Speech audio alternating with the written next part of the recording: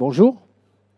Alors pour gagner du temps, le temps que ça se mette en place, tout d'abord merci d'être là à toutes et à tous. Ce qu'on va voir ici, c'est, on le sait tous, la bio est en crise. On va en avoir un petit aperçu. Le travail je me suis focalisé sur les magasins parce que les magasins, ils recensent des marques. Ce qui arrive au magasin arrive forcément aux marques. Donc, il est important de se focaliser sur une nouvelle génération de magasins qui, d'une manière ou d'une autre, a su rebondir ou tenir compte des conséquences de la crise multifactorielle que l'on traverse. Vous avez 80 exemples et plus. Évidemment, en une demi-heure, on ne va pas les recenser. On va se contenter de le survoler, de retirer quelques éléments clés. Et mon travail a consisté sur les crises multifactorielles, d'en rechercher 6 segments et de voir dans la multitude d'exemples qui fonctionnent si on ne peut pas trouver des inhérents, des fondamentaux pour en tirer des leçons. Et j'en ai trouvé. Voilà, donc je les partage avec vous.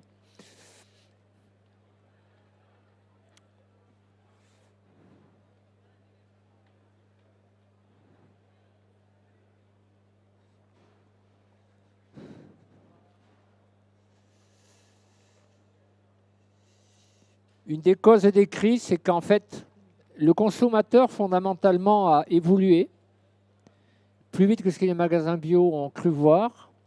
Et la concurrence a évolué aussi, en particulier la GMS, mais aussi tout ce qu'on trouve sur Internet. Donc, tous ces facteurs ont fait que on ne va pas s'attarder sur les conséquences de la crise, sur la baisse du chiffre, mais fondamentalement, c'est dû quand même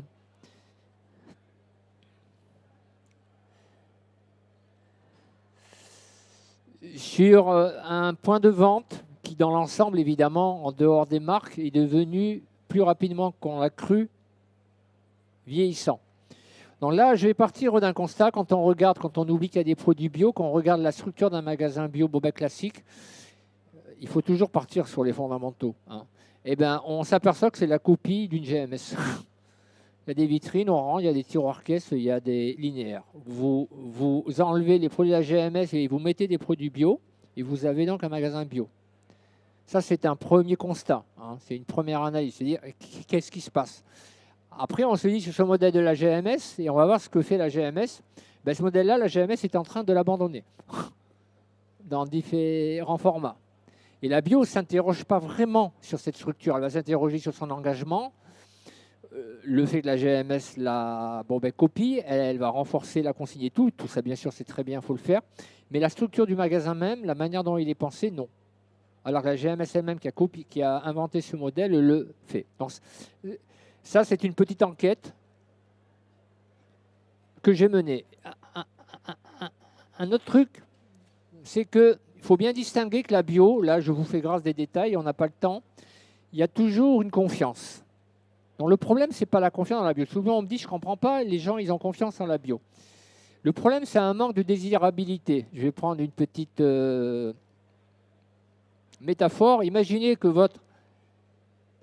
pour vous, les dames, mais on peut aussi le renverser, que votre meilleur ami, que vous aimez bien parce qu'il est toujours là quand vous avez besoin de lui, vous avez confiance en lui, ils vous disent, voilà, je t'avoue, j'ai envie de sortir avec toi. Je suis comptable et j'ai un bon salaire et on se connaît. Qu'est-ce que vous faites en général? Il dit, écoute, j'ai confiance en toi, mais en faire l'homme de ma vie, c'est une histoire de désir, j'ai pas envie. Vous voyez, je vous dis ça de manière un peu drôle, mais pour vous faire comprendre que le problème de la bio, ce n'est pas un problème de confiance. Il faut faire plus d'engagement, c'est un problème de désirabilité. Alors, pourquoi est-ce qu'il y a eu cette perte de désirabilité? Puisque vous voyez que la confiance est là, mais le chiffre, il ne suit pas. Suspense. En fait, la désirabilité, il faut la chercher du côté du consommateur. Il faut chercher ce que lui, il désire, ce qu'il trouve bien, ce qu'il trouve in, un petit peu dans tous les domaines. Alors là, c'est une synthèse. Le consommateur veut plus de bio, plus.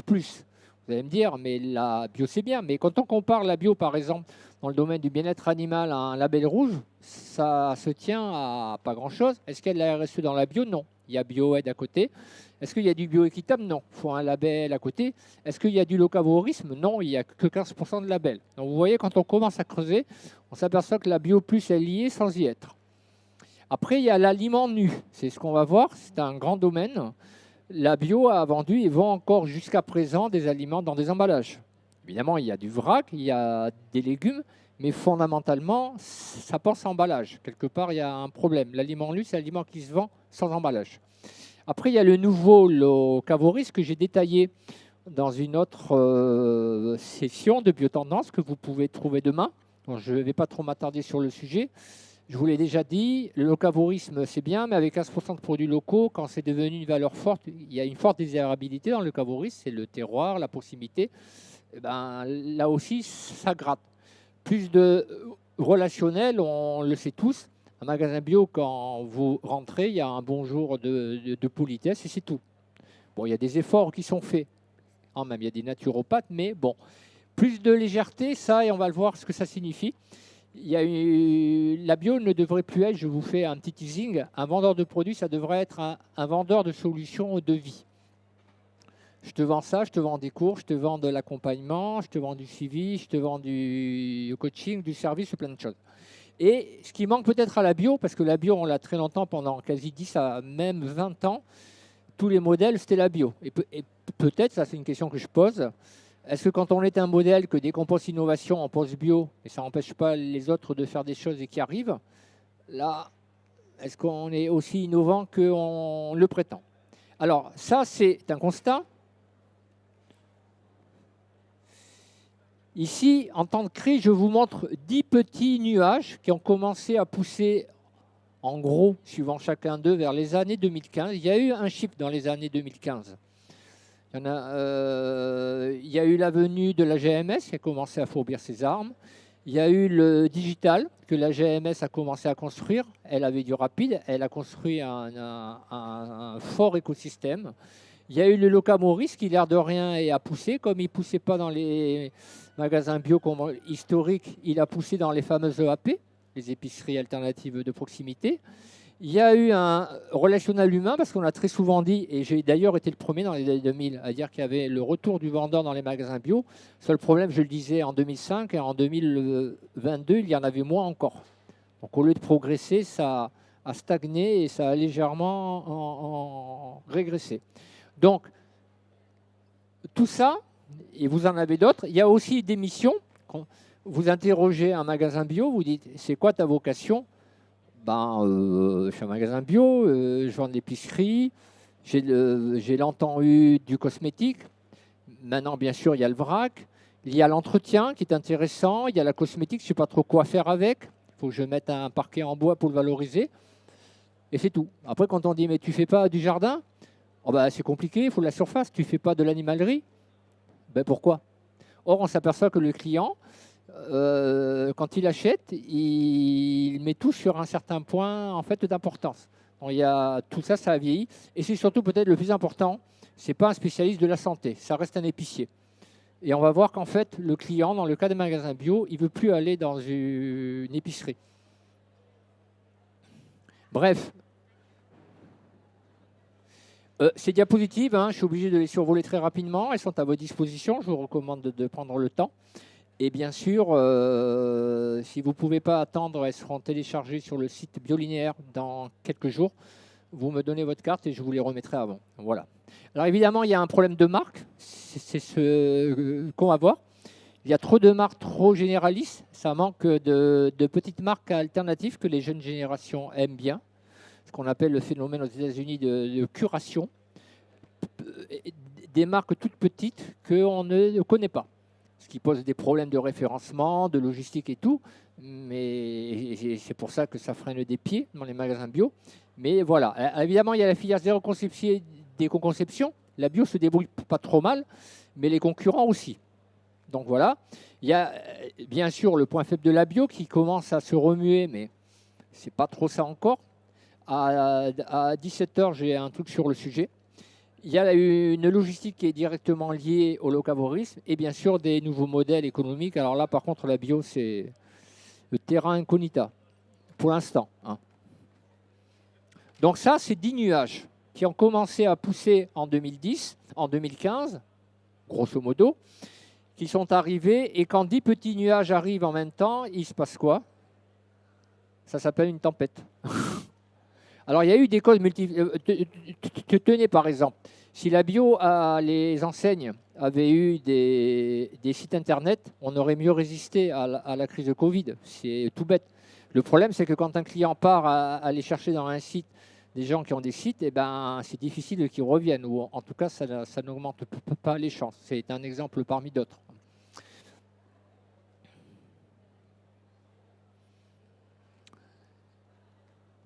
Voilà. Tout ça vient du petit consommateur qui évolue vite, hein. Le consommateur en domaine de consommation responsable, c'est merveilleux à étudier parce que tous les 5 ans, il y a un schisme. Il se passe des choses. Ça évolue vraiment vite. Il faut le suivre, ce lascar. Donc, le consommateur a de nouveaux rêves, de nouveaux imaginaires que je ne peux pas détailler, mais que l'on va voir. Voilà. Alors, évidemment, en attendant la concurrence fourbit ses armes, hein, je vous donne un bon exemple dans la GMS. Vous aviez les laitiers responsables qui n'étaient pas bio, mais il y avait quand même quelque chose de très correct pour le prix. Voilà, c'était pas bio, mais il y avait quand même des engagements. Ça a dû avoir marché parce que maintenant, en 2021, en fin 2021, il y a peu de temps, ils ont sorti donc en Tremont, toujours de Sodial. Là, par contre, c'est bio. Et ils disent carrément que c'est bio, plus bio que bio. Oui. Ils vous précisent même le nombre de fermes familiales, les éleveurs propriétaires. Vous voyez qu'il se passe des choses. Alors, il ne faut pas rêver. Ça reste des microbes en bas segment. Donc, il n'y a relativement pas d'inquiétude. Je dis bien relativement, mais le produit est là et le produit est bien. Il est quelque part irréprochable. Donc, la concurrence, évidemment, elle n'attend pas la réflexion du bio en termes de magasins historiques, hein. Donc, il y a la progression des labels raisonnés, hein, dont on peut dire qu'il a quand même fortement contribué. Cela sème un flou artistique, on ne sait pas trop. Ils sont limite mensongers, pour dire le mot, hein, j'ose le dire, en particulier le HVE, que je n'apprécie pas beaucoup, personnellement. Mais en général, quand on dans le bâton pour se faire battre, bon, ben, le bâton, il vient tout seul, quoi. Donc voilà, si la bio avait peut-être fait 2 ou 3 choses, ça aurait été peut-être été un simple nuage, mais pas une menace sérieuse. Alors évidemment, il y a une première réponse qui est là. C'est une petite enquête que je vous mets, qui m'a pris plusieurs mois. Il faut bien sûr afficher ses engagements. Et vous allez me dire, mais on les affiche. Mais quand je montre, je mets le nez d'un client sur son site, je dis, ton engagement, c'est quoi? Tu es bio, tu as le label commerce équitable, tes produits sont bio, sont bons, sont sains et tu ne développes pas. Bon, et tu mets des recettes de cuisine. Je caricature, hein. Donc, il se passe quelque chose, il faut vraiment discuter, dire pourquoi le label bio. Ça, les Américains qui ont mieux résisté à la crise que nous, parce que c'est quand même eux qui ont inventé le marketing, ils ont mieux réagi. La première réponse, c'est qu'un des problèmes de la bio, c'est qu'en fait, elle s'est concentrée, elle a été peut-être trop sur les prix, ce qui peut se comprendre, hein. Le prix est évident qu'il est important, mais elle n'a pas ciblé les bonnes personnes sur le prix. Elle a ciblé les infidèles qui de toute façon font du prix, et elle a laissé filer les intellectuels précaires qui sont fauchés. Un précaire typique, c'est la femme qui a quitté son mari, qui a des problèmes pour lui verser la pension alimentaire et de galère avec ses 2 enfants. C'est un exemple que je vous cite. Mais elle est écolo et elle ne veut pas avoir la solution de facilité d'aller acheter du premier prix à son Lidl. Donc qu'est-ce qu'elle fait? Elle se bat. Elle va sur ce site qui est assez passionnant, où il y a 200 000 membres. Donc on peut déjà dire qu'au minimum, il y a 200 000 familles précaires écolos et fauchées en France. Donc, et qui donnent des conseils. Et quand on voit ce qu'ils veulent, et quand on retourne dans les magasins, on s'aperçoit qu'on ne trouve pas ce qu'ils veulent. Vous voyez, il y a un problème de cible. Ils ont laissé filer, focalisés, obsédés par le prix. Ils ont négligé de se concentrer sur les 20% qui ont filé, qui sont allés dans les EAP, dans la vente en ligne, parce qu'il y avait plus de produits locavores, de produits zéro déchet, par exemple. Déjà, il y a eu un problème de base, de marketing ou de cible. Bon, c'est un résumé, hein, ça va dépendre des enseignes, bien sûr, il y a des petites nuances. Mais en gros, on peut dire que ça s'adresse à tout le secteur.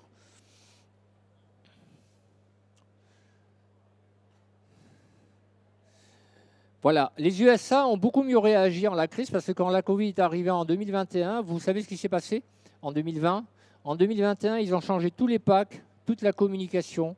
Ils ont fait un travail de ouf. C'est comme ça qu'ils ont truc. Par exemple, leur MDD, ils les ont segmentés. Ils ont fait ce qui n'est pas encore le cas. On va dans des MDD de magasins, c'est relativement le même segment pour la même cible. Ils ont fait des micro-segmentations que je vous montre dans de la MDD alimentaire locale. Et ça, c'est la GMS. C'est même pas les enseignes bio américaines historiques. Voilà. Alors, les magasins conventionnels, voilà. Bon, là, c'est une petite critique que je fais. Ils sont très bons, leurs engagements sont bons. On ne parle pas de ça. On dit simplement qu'il y a un problème de désirabilité. Le client estime qu'il vaut mieux aller voir ailleurs. Il faut être pragmatique et on voit ce qu'on peut faire pour aller dans le bon sens. Voilà, alors les 6 mantras que vous avez vus, il y a 10 grands marqueurs, 10 nuages. Je les ai simplifiés en 6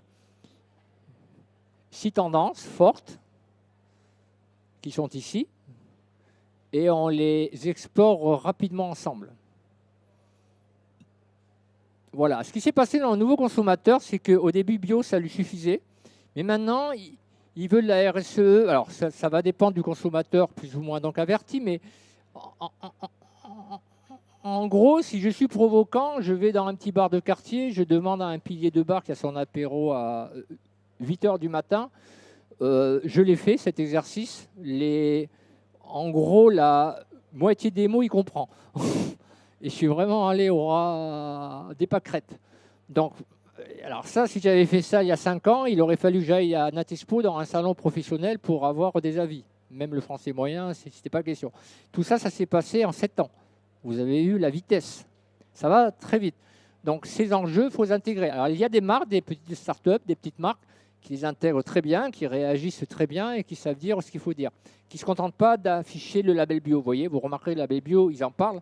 Mais ils mettent en avant ce qui est désiré, les impacts, la déforestation, le stockage de carbone. Ils ne se reposent pas sur le label. Évidemment, il y a des cycles de l'économie circulaire. La consigne de venir avec ses bocaux, c'est bien, hein, c'est quand même. Mais bon, faire peut-être de l'occasion, c'est mieux. C'est un gros marché qui commence à représenter des sommes loin d'être négligeables. Tout le monde s'y engouffre, sauf les magasins bio.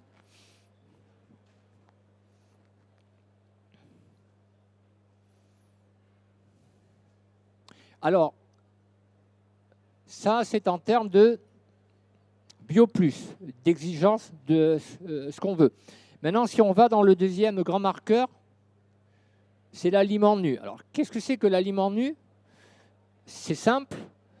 La vague d'un aliment qui est emballé, bon, ici, c'est vraiment supermarché très coloré. Je ne dirais pas que c'est fini, il y aura toujours des aliments emballés, c'est quand même pratique. Mais ce ne sera plus la vedette, ils étaient en début de rayon, il y avait les fameux services arrière, les traiteurs et les poissonniers qui étaient à l'arrière. Et dans peu de temps, ça va être les services arrière. Les services arrière vont devenir les services donc avant, sous forme de marché, de fruits et légumes développés, de stands, de plats qui sont préparés sur place et tout est nu. En fait, le symbole du commerce de demain, pour l'instant, c'est le vrac, c'est l'aliment nu typique sans emballage, mais demain, c'est la marmite. Quand je dis demain, c'est 5 à 10 ans maximum. Donc les magasins bio ont plutôt bien réagi au vrac, c'est eux quand même qui l'ont inventé au début des années 2000, ça a stagné et c'est très dynamique, c'est très bien, il faut un stand de vrac. Mais il n'y a pas que le vrac, il faut comprendre. Je vous invite à réfléchir à aliment nu plutôt que vrac. Alors, le aliment nu se manifeste de 2 manières. Il y a le magasin qui fabrique sur place et les espaces de restauration. C'est les deux grandes familles qu'on appelle la distri-ration. C'est pas ce terme c'est pas moi qui l'ai inventé, c'est Dover, un spécialiste de la GMS reconnu, et c'est un très bon terme. Voilà, donc la distri-ration, je ne peux pas trop développer, mais ce que je peux vous dire, c'est que cette histoire d'acheter d'abord un aliment nu, ça va modifier profondément le magasin. C'est en train de le modifier. Et on va le voir dans les exemples de magasins. Je vous donne ici un exemple. L'aliment nu vedette dans un magasin qui est actuel, c'est le FL et de plus en plus le vrac. Et de suite après, on a très classiquement des linéaires et les fameux services arrière avec un boucher au fond. Ça, c'est classique. Maintenant, on se projette. 8 ans, vous avez vu, ça va vite, 8 ans. Eh bien, la zone chaude, c'est ça. Il y aura bien sûr des fruits et légumes, mais il pourrait très bien y avoir, suivant l'ADN de marque, la personnalité de l'enseigne, en avant plutôt dans un café, un fleuriste, c'est en vogue aux États-Unis, des espaces DIY pour le client, une restauration pour la cuisine. Vous voyez, ça change. Donc il faut se dire, le magasin de demain, il faut arrêter pour cet automatisme de, très classique, c'est le fruit et légumes qui attire le client. On met le vrac à côté, puis par derrière, c'est linéaire, as usual, non.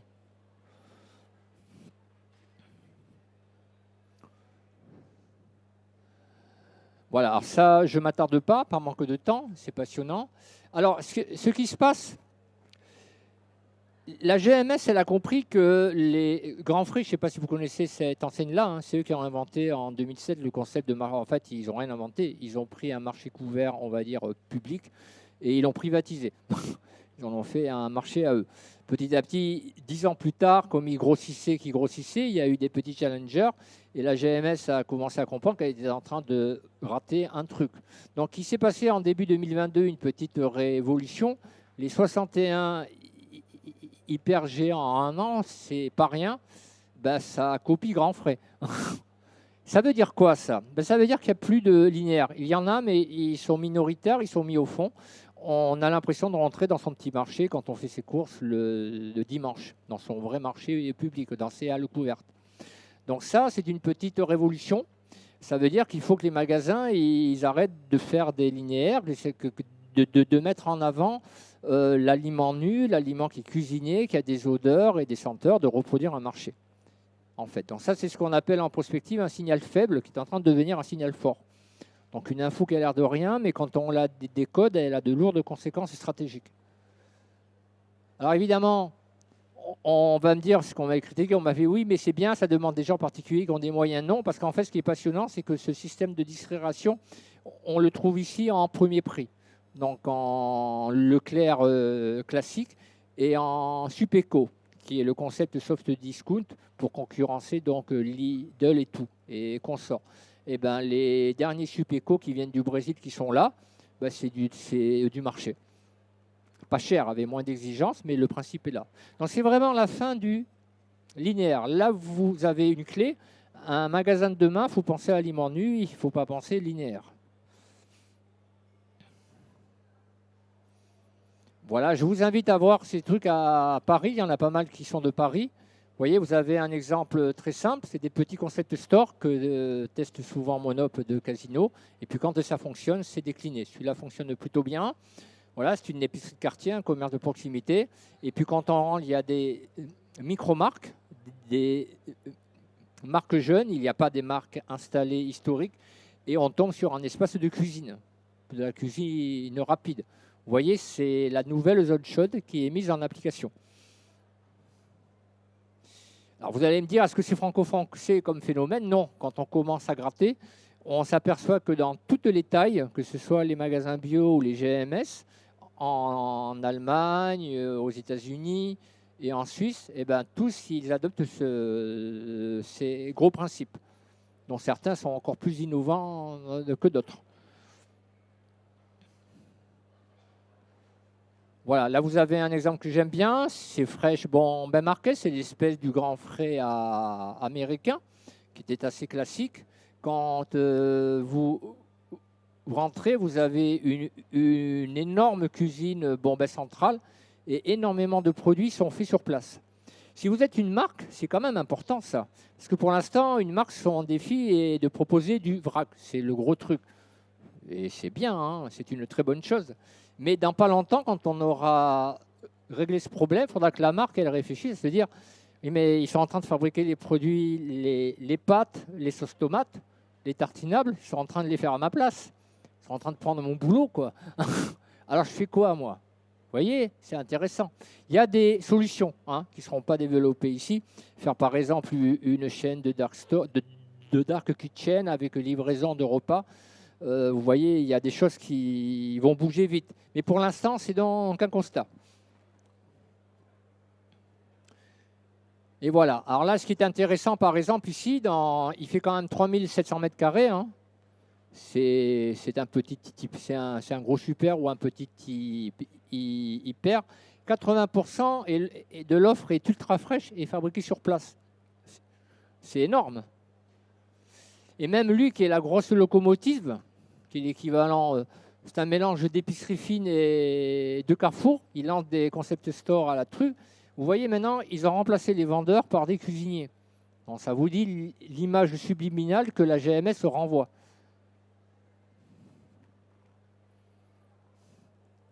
Voilà, là je vous ai déjà donné des exemples de magasins dans le principe de distribution qui fonctionnent bien. J'ai essayé de mettre des magasins bio de toutes les tailles dans tous les pays pour vous montrer que le phénomène est mondial, international en tout cas. Alors, troisième point qui est très important, je ne vais pas trop développer, je le survole, c'est le locavorisme. Là, il y a une grosse erreur stratégique qui s'est passée. Il y a une pression pour les magasins bio qui dit, eh ben voilà, il faut faire du locavoris, on n'a que 15%, ils le l'avouent eux-mêmes, hein, c'est la moyenne haute. Quand une petite EAP fait facilement 35%. Et le problème, c'est que le locavorisme, on pense que c'est des produits qui viennent du petit éleveur de chèvres qui propose de son fromage, mais c'est en train de devenir des sites de vente en ligne qui se regroupent, qui se rachètent entre eux, qui atteignent des tables critiques. Et il y a des réseaux de magasins comme la Ruche qui dit oui, comme le Drive Fermier et beaucoup d'autres qui sont en train de se mettre en place. Et là, on peut estimer qu'à l'heure actuelle, en 7 ans depuis 2015, on peut dire qu'au strict minimum, il y a 5 à 700 concurrents des magasins bio. Ils sont 3000.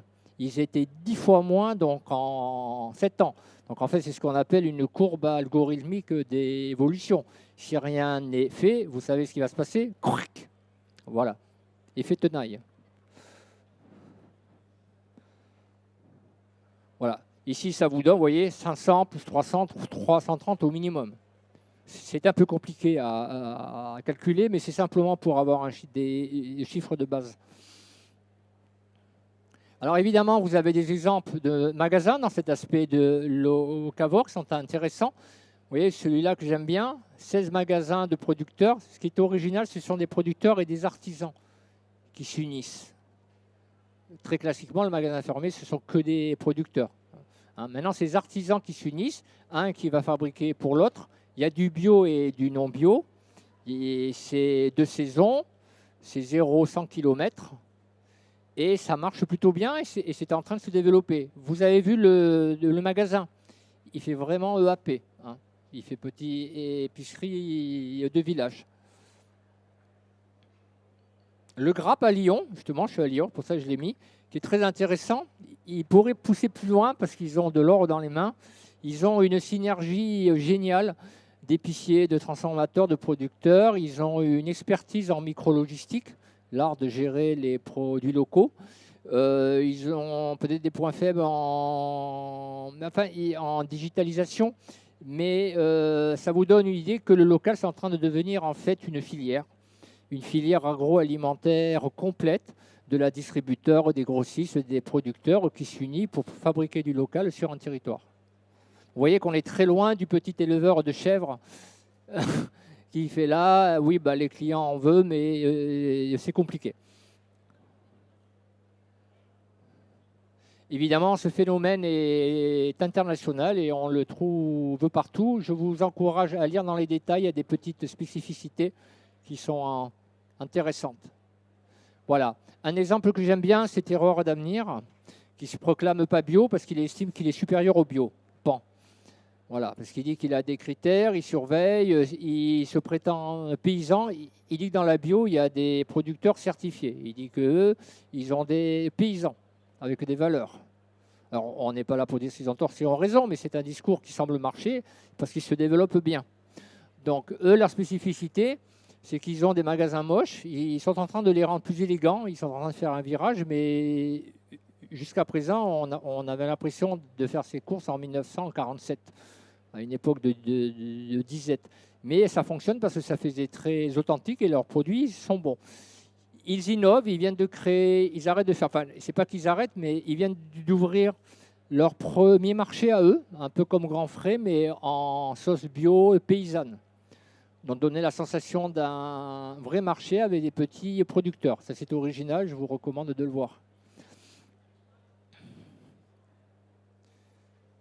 Évidemment, les grosses coopératives, qui ont pas mal de coopératives sur la France, sont en train de s'apercevoir qu'elles peuvent utiliser à juste titre, pas pour faire des produits de masse pour l'exportation internationale, mais de créer de vrais marchés avec des magasins. Et ils ont raison, si j'étais eux, c'est exactement ce que je ferais. Et ils commencent à faire des magasins après avoir longtemps stagné pendant 10 ans. Ils sont en train de se réveiller et de faire des petits magasins de proximité qui tiennent la route. Évidemment, il y a d'autres trucs à une échelle plus grande, où tous les concurrents de Grand Frais se présentent. Vous avez des gros groupes de développement qui ont bien identifié les points faibles de Grand Frais. Il n'y a pas de locavorisme, il n'y a pas de bio. Et eux, ils sont en train de créer un espèce de Grand Frais, en fait, donc idéal, qui est grand.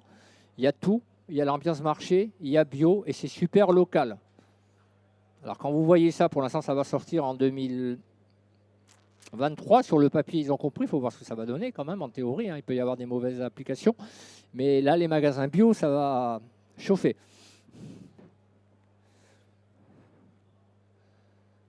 Voilà, vous avez des magasins comme Volfood Castanet qu'on trouvait trop cher, qui sont allés, puisqu'il y avait une confiance mais pas une désirabilité. En général, quand on trouve trop cher, c'est un signe qu'on n'est plus désirable. Tu habites trop loin pour que je sorte avec toi, c'est pas bon signe. Quelqu'un qui est amoureux, il est capable de faire 10 000 bornes. Donc, ils ont changé leur magasin, vous avez vu, très moderne, très jeune, qui s'adresse à des cibles branchées, qui aiment ça, avec une offre qui est locavore, qui est fabriquée sur place aux riches. C'est leur nouveau concept store qui apparemment marche très bien, qu'ils ont créé il y a 1 an, qu'ils sont en train de développer dans leurs quelques centaines de magasins. Voilà. Alors, il y a le retour des fermes. Alors là, je ne m'attarde pas, c'est un domaine passionnant, mais je n'ai pas le temps. Attendez, il me reste combien de temps? Oups, j'ai dépassé. Alors, je vais aller très très vite. Encore 2 minutes.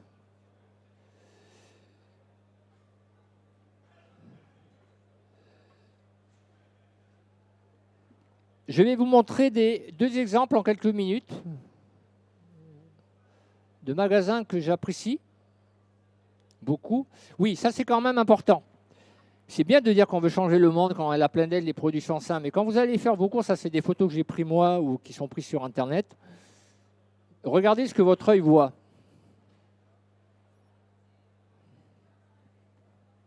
Bon, pour ne pas me faire des ennemis, j'ai mis plein de marques différentes, de enseignes. Et regardez aux États-Unis, où vous voulez faire vos courses.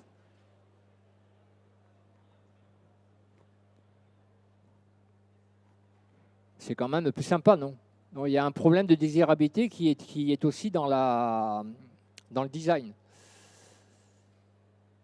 Voilà, ça c'est la GMS qui vient de concevoir un nouveau magasin bio de 1500 mètres carrés. Vous avez vu le look?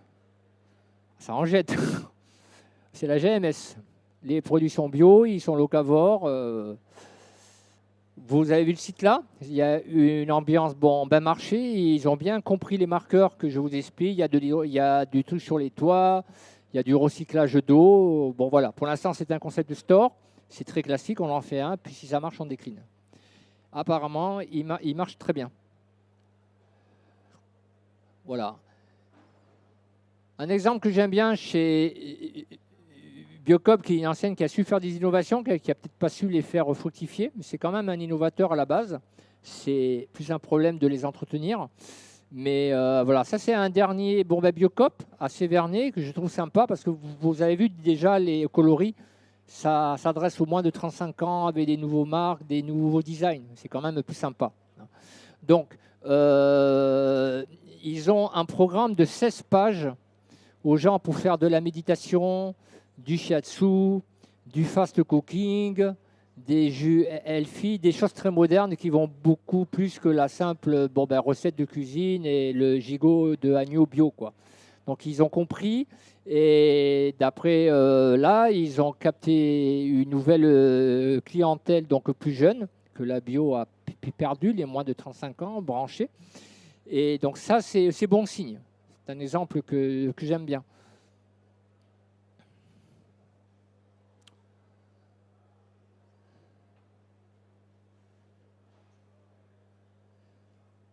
Voilà, un autre exemple que j'aime bien, qu'il faut que vous compreniez ça très rapidement, c'est qu'un client maintenant, de plus en plus le client le plus averti, ça c'est un gros changement qui est en train d'arriver, que très peu voient. On rentre dans l'ère servicielle, je vous explique. Classiquement, un client normal, il rentre, il veut des pâtes, il achète des pâtes. Il faut qu'elles soient bio, non, le truc classique, et il est content, il repart. Maintenant, ce qui se passe, il veut des pâtes, mais il veut du conseil de vie, il veut du coaching. Il a conscience, au fond, il veut d'abord être heureux. C'est difficile à dire parce qu'en marketing, on ne nous a pas appris à satisfaire des gens qui veulent être heureux. C'est trop vague, c'est pas assez segmenté. Et on estime que c'est pas notre boulot. S'il a besoin d'aller voir un psy, c'est pas le rôle d'un magasin bio. Ben si, ça va bientôt le devenir.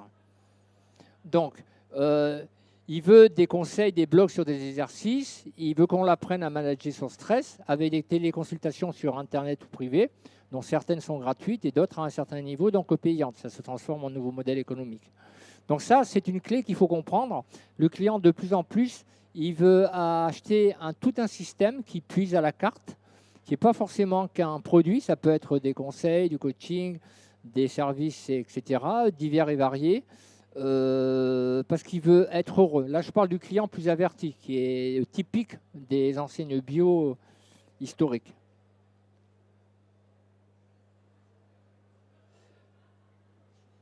Un exemple que j'aime bien, Cœur, dont Biolinéaire a parlé, il y a un numéro ou deux, qui était un ancien magasin très classique de Brenavoine. Ils ont eu le courage de tout changer. Et maintenant, il s'appelle plutôt un magasin lieu de vie. Il y a des naturepas, il y a des ateliers multithématiques gratuits. Il y a pas mal de choses très intéressantes. Donc on va là-bas pour avoir une communauté et avoir des conseils globaux. Et ils parlent volontiers de santé. Ce qui est en magasin bio, en fait, est tabou. On dit que c'est simple parce qu'ils disent qu'on n'a pas le droit en termes de la législation. Alors ça, c'est le magasin qui est très typique, c'est une chaîne Avril de 10 supermarchés qui quand même font chacun 12 000 mètres carrés, c'est pas rien, hein, c'est vraiment à l'échelle américaine. Eux, c'est un magasin bio, mais eux, ils disent ne nous appelez pas épicier, on est un centre de santé et de bien-être. Il y a bien sûr l'alimentation, mais il y a du conseil, il y a du coaching. Tout est fait pour donner la sensation que c'est un multipôle de vie. Et on va trouver en fait plein de choses. Vous voyez, c'est très design. On sent qu'on s'adresse à une autre catégorie. Dans des magasins plus classiques qui n'ont pas tout changé à cette échelle-là, ils ont quand même pris la peine sur leur site internet. Vous l'avez vu ici, hein, ça c'est un magasin bio très classique aux États-Unis. Notre mission est de nourrir une passion pour la santé et le bien-être. Donc ils insistent sur cette vision globale.